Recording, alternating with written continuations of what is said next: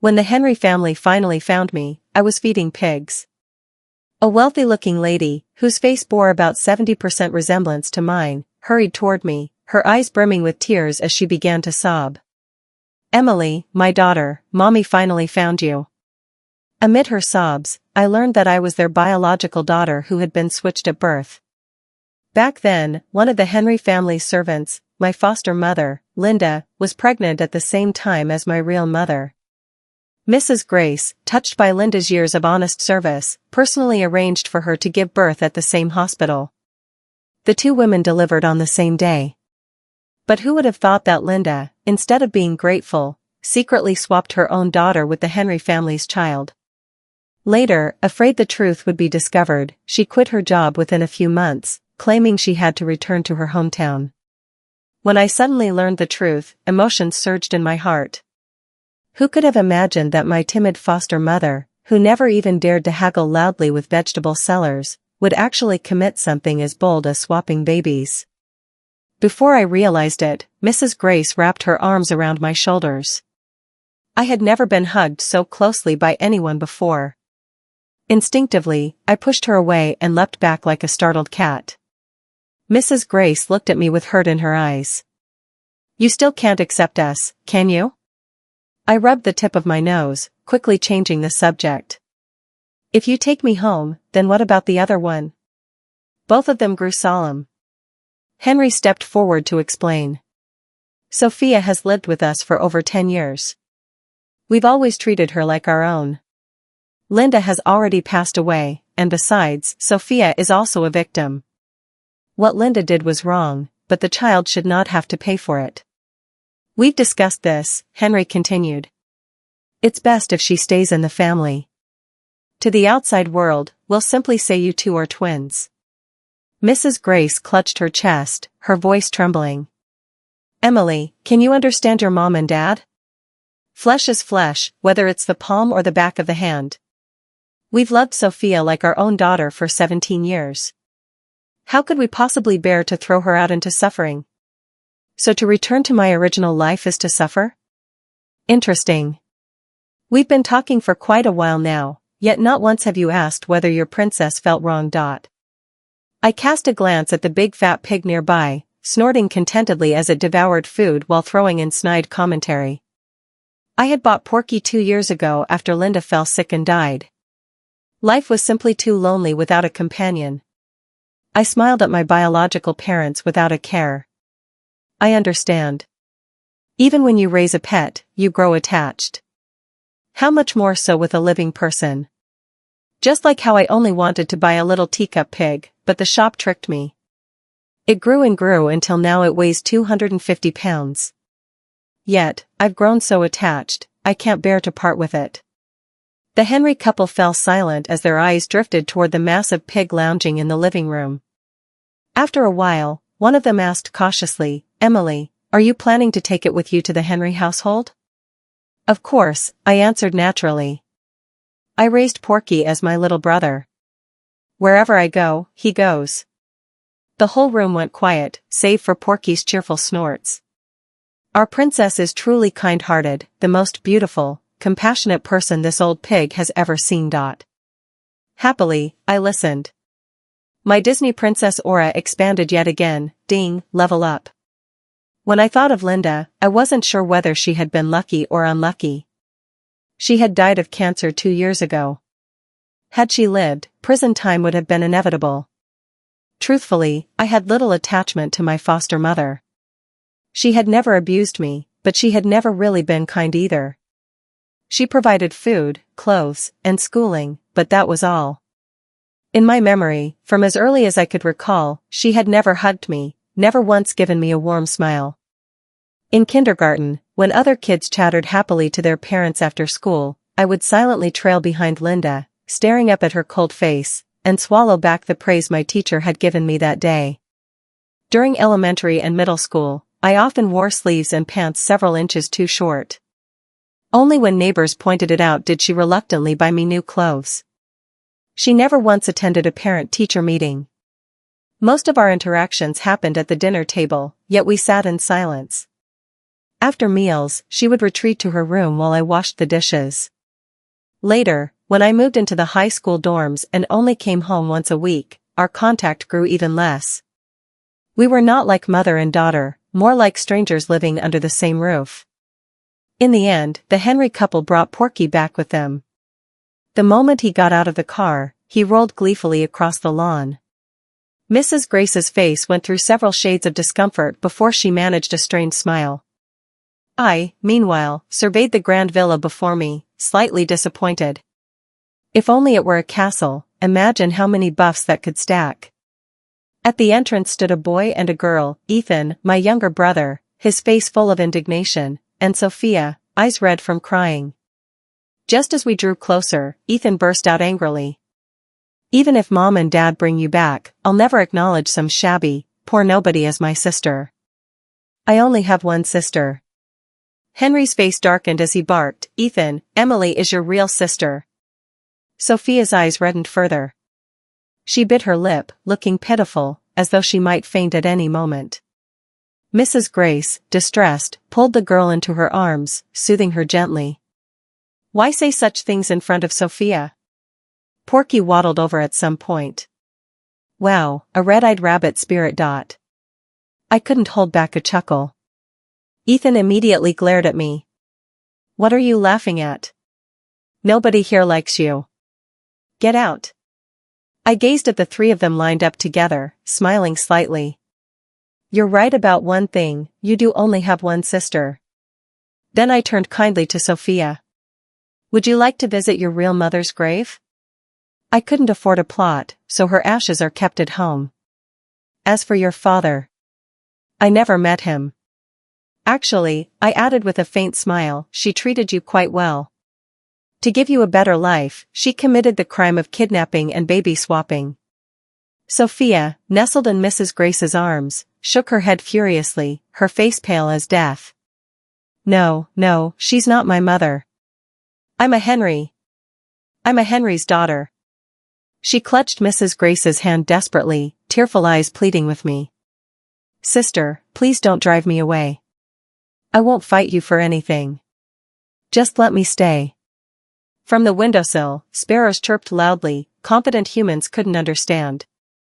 A real-life drama of true and false daughters in a wealthy family, what a free show. Wait, no one's driving her away yet. Did I skip the plot? Let me guess, these parents are gonna be brainless, biased toward the fake daughter. Mrs. Grace's heart ached. She frowned, displeased, and turned to me. Emily, didn't we talk before coming here? Sophia is never leaving this house. In Sophia's eyes, a glimmer of triumph flashed. I was speechless. Is it possible that I never once said she had to leave? It's your son who's been yelling at me to get out. Mrs. Grace was left speechless, then shifted to scolding me. But you shouldn't have brought up her birth mother in front of her. Fine, my mistake. Seeing how easily I admitted fault, she suddenly remembered that I was the real daughter who had suffered outside and should be craving security. Yet when she glanced down at the crying girl in her arms, she swallowed her words and walked into the house with her 2 children. Henry patted my shoulder. Emily, your mother only fears that Sophia might feel wronged. That's all. I nodded indifferently, as if engaging in casual conversation. Dad, are my grandparents still alive? Henry stroked my head. They passed away a long time ago. But since you thought of them, in a few days I'll take you to visit their graves, consider it your official recognition of ancestry. My eyes lit up. I exaggerated my tone immediately. Oh my gosh, you don't have parents anymore? That's so pitiful. System notification, little dwarf binding triggered. I forgot to mention, right now, I'm in the level 1 Snow White storyline. Henry was instantly affected by the princess aura. Oh, my beautiful princess, is there anything I can do for you? I flashed a sweet smile. If you happen to have some spare money lying around, could you please buy me a castle? Henry eagerly agreed and turned away to call his assistant about the purchase. I waved toward the sparrows on the windowsill. They fluttered closer, chirping among themselves. Did you hear that? That human just said she's a princess. I don't believe it. Princesses have snow-white skin and blood-red lips. I lied shamelessly with wide eyes. If I stayed pale like snow, the sun would melt me. As for my lips, well, I'm anemic, that's why they're not red. The sparrows widened their beady eyes. Oh heavens, she can understand us. She really is a princess. Talking with animals is, of course, a must-have skill for a princess. As my progress bar ticked higher, I felt cheerful. Casually, I dug some bread crumbs out of my pocket and tossed them to the birds. Poor princess, look at how your wicked stepmother and stepsiblings bully you. Let us help you. No sooner had the words fallen than the sparrows called out to the sky. Moments later, a flock of birds swooped into the Henry family's living room. A rain of bird droppings poured down on the three figures seated on the sofa. Shrill screams filled the air. Henry, who had been browsing castles, froze in shock, his hair standing on end. Spinning around, he saw the flock of birds happily flying away after relieving themselves. I arched a brow. This must be the sparrow's way of repayment. Porky rushed in, eager to see the mess, with Henry and me right behind him. On the sofa sat three figures, plastered with bird droppings. Ethan had been yelling so much that even his mouth wasn't spared, and a few bird feathers stuck comically out of his hair. The sight was so absurd that even the servants who had rushed in stopped, stunned. In the silence, a pig's laughter rang out. Everyone turned. Sure enough, it was Porky laughing. Ethan's face turned from ashen to crimson with fury. He wanted to curse, but when he turned, he met the gaze of a 200-pound pig. He realized quickly that with his thin arms and legs, he stood no chance against Porky. So he chose the weaker target, me.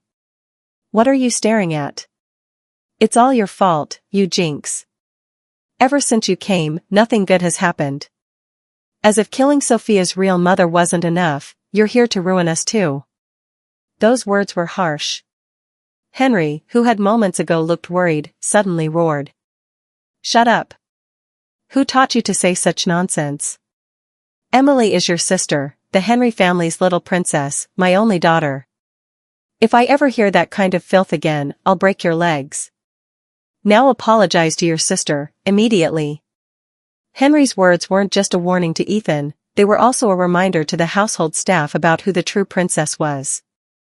I had to admit, the little dwarf binding was worth it.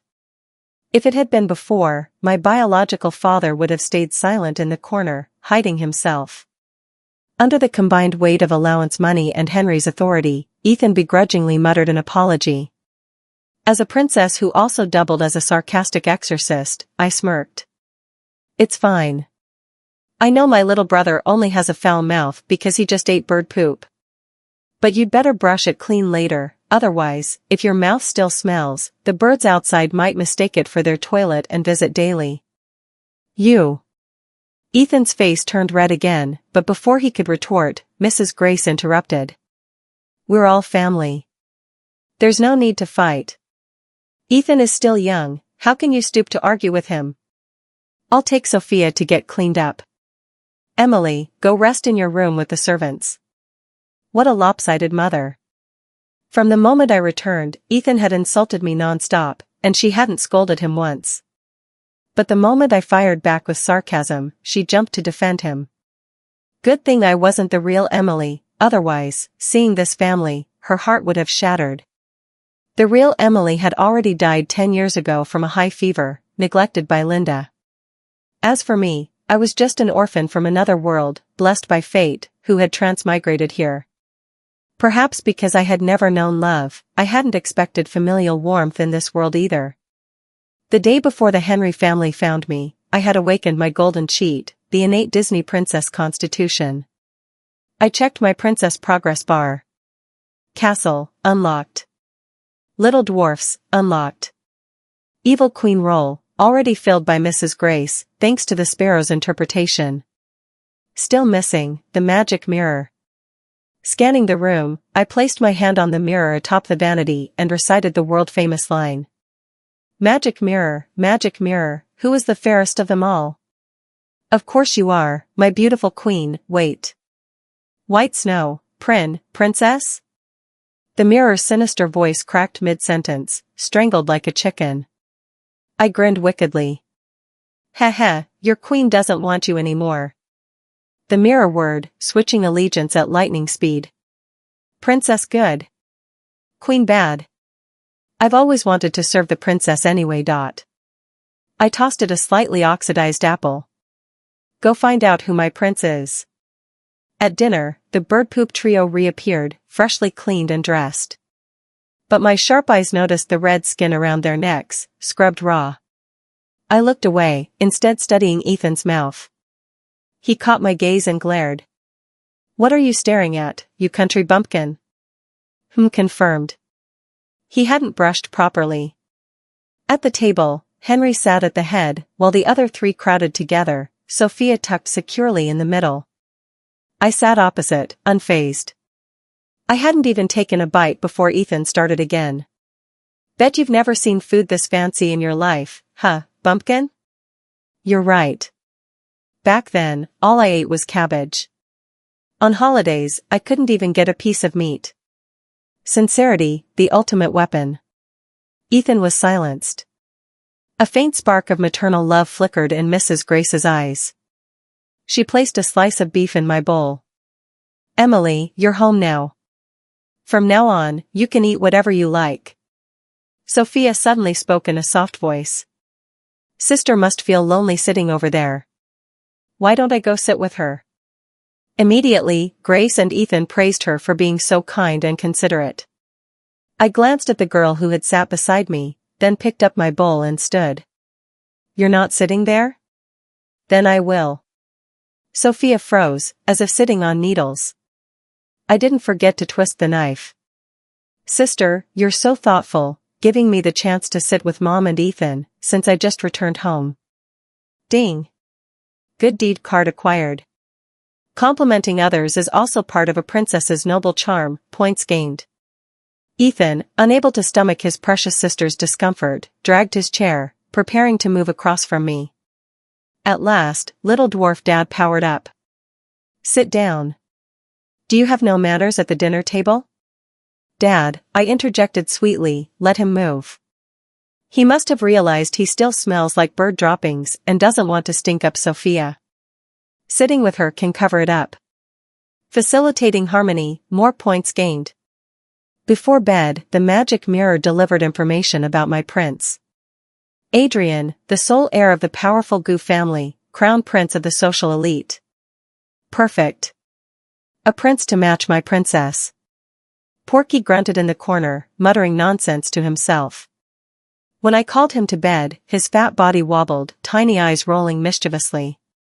Clean and pink from my care, Porky lay at the side of my bed like a lump of rosy jelly. I pressed my foot against him twice, enjoying the soft texture. Then his voice rang out. Heh, it feels so good when the princess steps on me. I hope she doesn't have athlete's foot. I silently withdrew my foot. Stupid pig. Tomorrow you'll be sprouting mushrooms. Henry officially changed my name to Emily and transferred me to a prestigious academy. To help me adapt, he deliberately placed me in the same class as Sophia. On the way to school, I noticed the dark circles under Ethan's eyes. He snorted. You brought bad luck back with you. First it was birds, then last night a whole pack of mice ran across my room. You really are a cursed star, everyone around you suffers. I realized Porky must have summoned his mouse brothers for revenge. Ethan sneered at my outfit. Someone like you doesn't belong in our circle. Being stolen away was your fate. Why come back and upset Sophia? By that logic, if Linda had accepted her fate, then neither Emily's nor Sophia's destinies would have been switched. I'm warning you, say anything at school, and I'll make sure your life is miserable. Sophia had really found herself a loyal watchdog. I reached out and touched his lips with a finger. Shoo. I studied dark magic at Hogwarts. Keep yapping, and tonight I'll turn into an umbrella and open inside your... Ethan froze, words stuck in his throat, because I had just pulled a sparrow out of my pocket. Yesterday's rain of bird droppings had left him traumatized. He pressed himself against the car door, desperate to be 2 miles away from me, ready to strap a rocket to his back and fly to the birdless moon.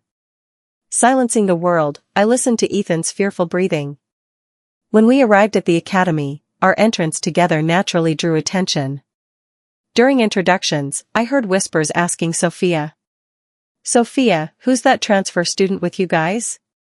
What's her relationship to you?" Sophia hesitated, looking torn. "Emily's mother used to work for our family. Both her parents are gone, so my mom and dad took her in." Several girls scoffed. "TCH, so she's just the maid's daughter. No wonder she looks so shabby. Look at her shoes, they're falling apart." I glanced down quickly. Sure enough, the sole had come unglued. But I didn't feel embarrassed. After all, I really was poor. My entire outfit wasn't worth one of their hair clips. Adrian sat in the second-to-last row by the window, the perfect male lead seat. His features were sharp, his nose high, his expression serene as he gazed out. Even the arc of his hair screamed main character. And just like that, I was smitten. He was born with the male lead constitution. I was born with the princess constitution. How could we not be a perfect match? Without hesitation, I walked straight to the empty seat beside him and plopped down. "Hello, classmate. From now on, we'll be desk partners." Translation: Hello, handsome, you and I are destined to be CP. Just like in every romance novel, the moment the ordinary heroine sits beside the cold, noble male lead, someone inevitably yells, "How dare you sit next to Adrian?" Usually, I'd respond with, "Then I'll move."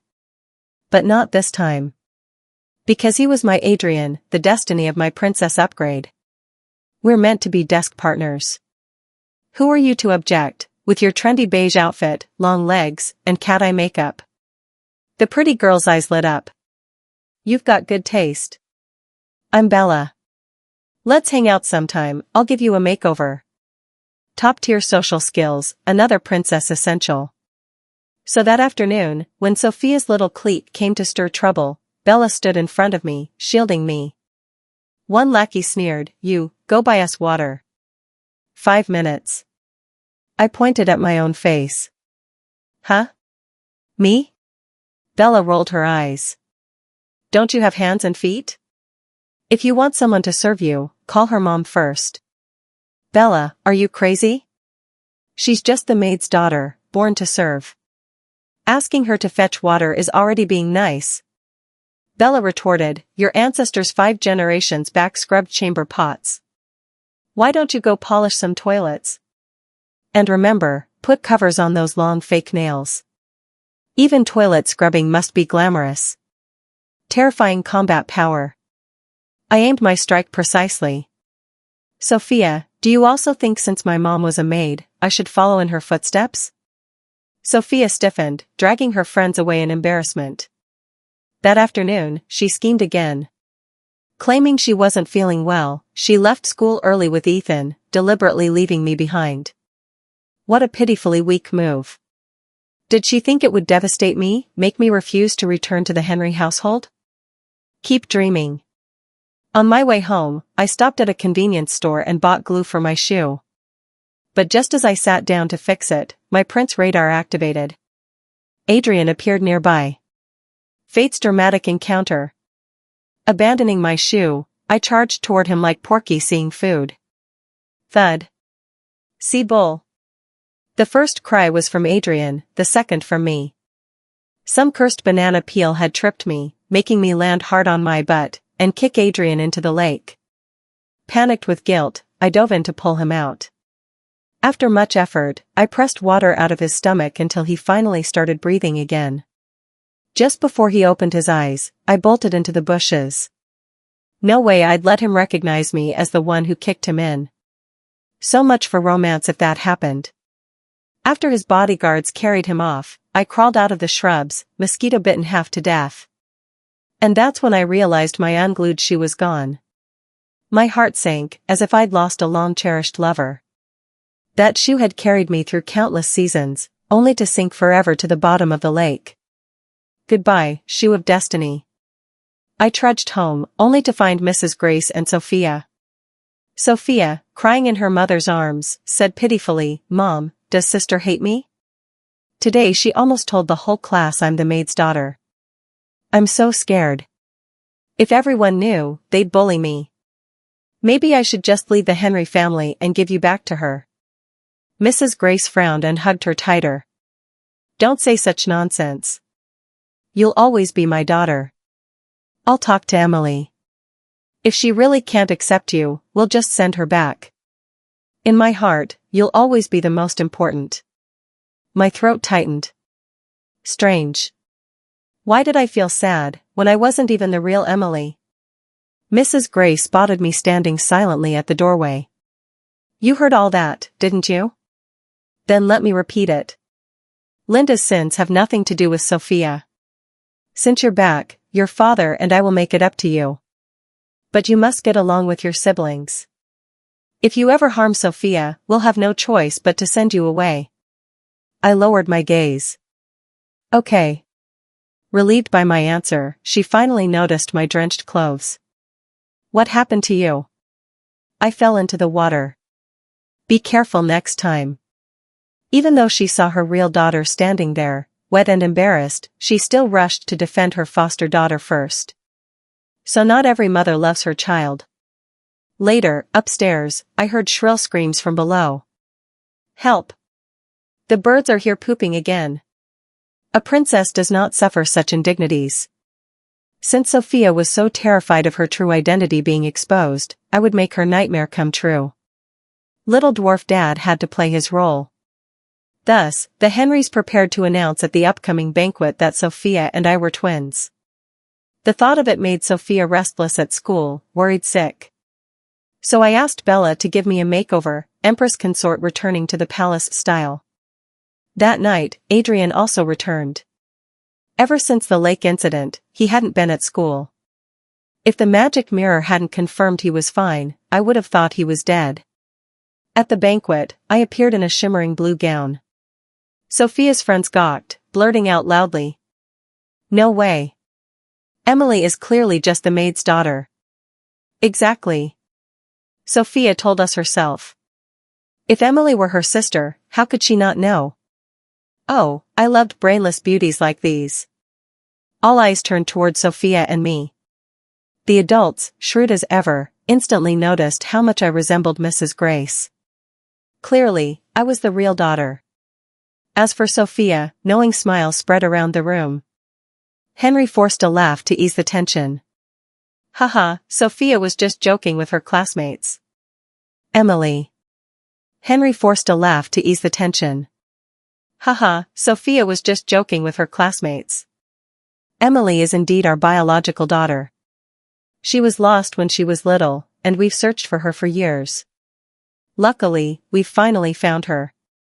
My parents then introduced me to several family friends and their children. That was when Adrian entered, dressed in a white suit, walking gracefully toward us. He lowered his gaze at me, his dark eyes warm and polite. "Uncle Henry, Emily is my deskmate at school. May I have a word with her?" Henry's face lit up instantly. He nodded eagerly. Everyone in our circle dreamed of a connection to the Gu family. My heart leapt with joy. The prince had come to me himself. Was he already enchanted by his princess? We strolled toward the fountain in the courtyard. I fidgeted shyly, playing the part of a delicate girl. "Adrian, what did you want to tell me?" He suddenly knelt on one knee. My face flushed. "What, so soon? A proposal already? Isn't this too fast? Adrian, isn't this a bit sudden?" "I'm not ready yet." His hand paused mid-reach, confusion crossing his handsome face. "Ready for what? Do you have foot problems?" My eyes dropped to what he was holding, my broken canvas shoe. My shoe. No, wait, where had he pulled it from? He slid it gently onto my foot, a tender smile curving his lips. "So it really was you." Ding. My internal level up notification chimed. Case solved. I had just unlocked the level 2 Cinderella storyline. Seriously? Normal princesses had glass slippers. My prince had to find me with a peeling canvas shoe? But no matter, our bond was sealed. Baby, you don't know. The moment you sat beside me and called me classmate Adrian, my heart stirred. Even in your shabby clothes, your eyes shone like stars. When that crazy girl kicked me into the lake, you saved me like a mermaid. I thought I saw an angel. Heh, he complimented my eyes. Wait, he just called me a crazy girl. Heh again, he called me an angel. Blushing, I punched his shoulder lightly. Calling me baby right after we confirm things? You rascal. Splash. My crown prince fell into the fountain again. Because of my relationship with Adrian, the Henrys began to value me far more. Henry handed me $5 million as pocket money in one go. Mrs. Grace, belatedly realizing her negligence, began buying me clothes. Sophia grew so jealous her eyes practically turned green. Ethan, though still surly, no longer dared speak rudely, probably terrified I'd unleash black magic and open an umbrella inside him. After my identity was revealed, no one at school dared mock me again. Every day, I studied sweetly side by side with my prince. Half a month slipped by. One sunny afternoon, a group of girls cornered me on the rooftop. So you're the one seducing Adrian? Don't you know Jenny is Adrian's childhood sweetheart, the Gu family's future young madam? Ah, this scene was familiar. Normally, it was the fragile heroine being bullied by jealous admirers.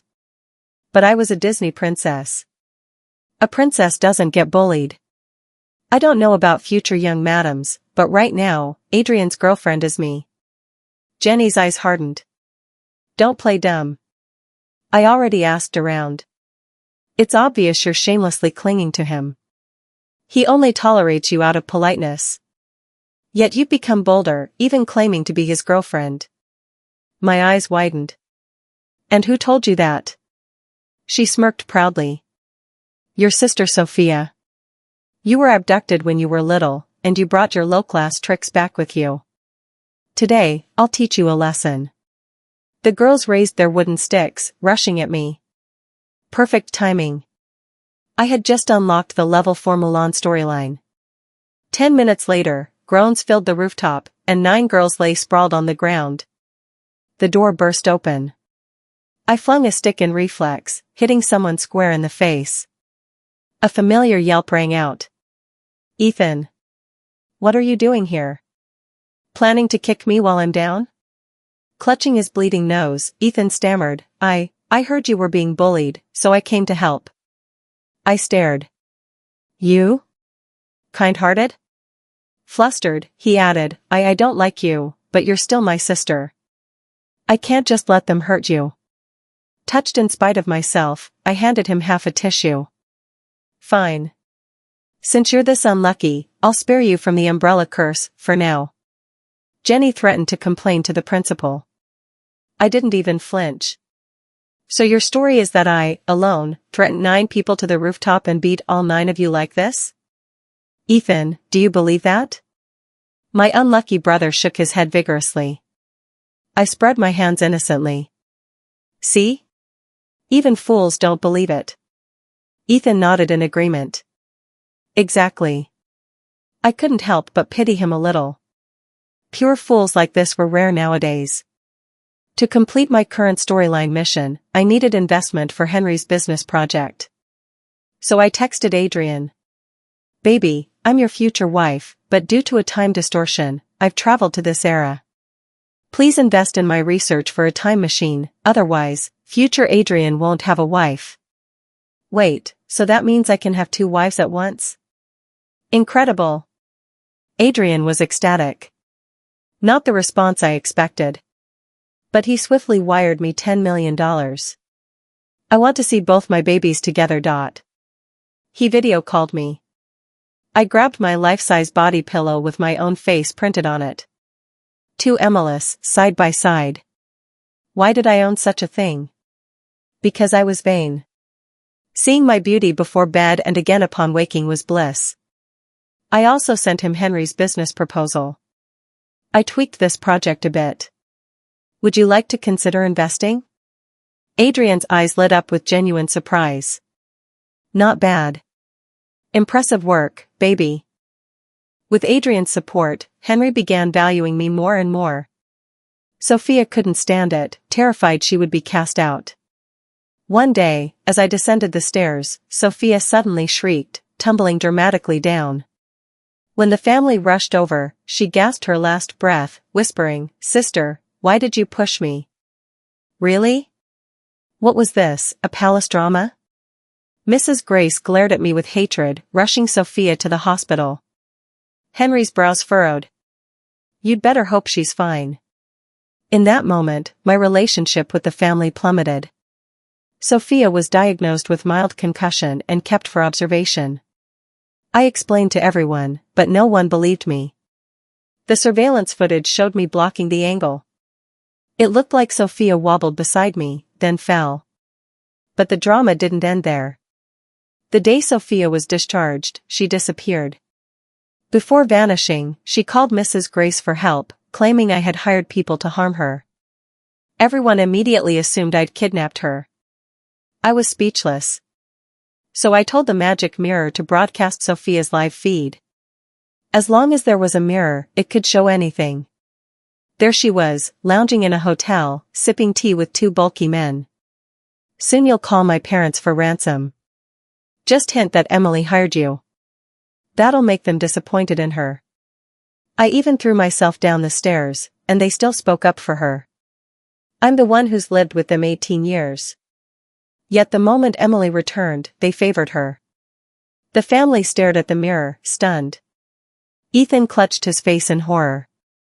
Why, you really do have dark magic. In the end, Henry decided to send Sophia abroad. They had raised her for so many years, they couldn't abandon her completely. I didn't mind. Her tricks had only been annoying, not truly harmful. But Henry, Grace, and Ethan began to feel guilty toward me. Good thing I was cold and detached. If I had given real affection, only to be betrayed, it would have been laughable. July 31st came, my first birthday since returning. The celebration was extravagant. But Adrian didn't show up. From morning to night, I couldn't reach him. I sat gloomily in the garden, too downcast to even admire the massive sapphire necklace around my neck. Suddenly, a loud croak startled me. Porky waddled over, carrying a frog on his back. A frog? Wait, don't tell me. Ribbit. Beautiful princess, I am a prince cursed by a witch. If you kiss me sincerely, the spell will be broken. I froze. Silence. Then I turned and walked away. No way. Kiss a frog? Me? Sometimes a prince wasn't that important. I'd rather Adrian be missing. Hey, baby, don't go. Just one kiss. Oh, most gorgeous, kind, lovely princess of the universe, kiss me and I'll grant you 3 wishes. Find another princess. I just got promoted a minute ago, I'm already an empress now. A pink pig carried a tiny frog, chasing the fleeing princess whose afterimages blurred with speed. Croaks, snorts, and bird cheers filled the air. In the end, after disinfecting the frog's mouth 100 times with alcohol, this brave princess kissed him.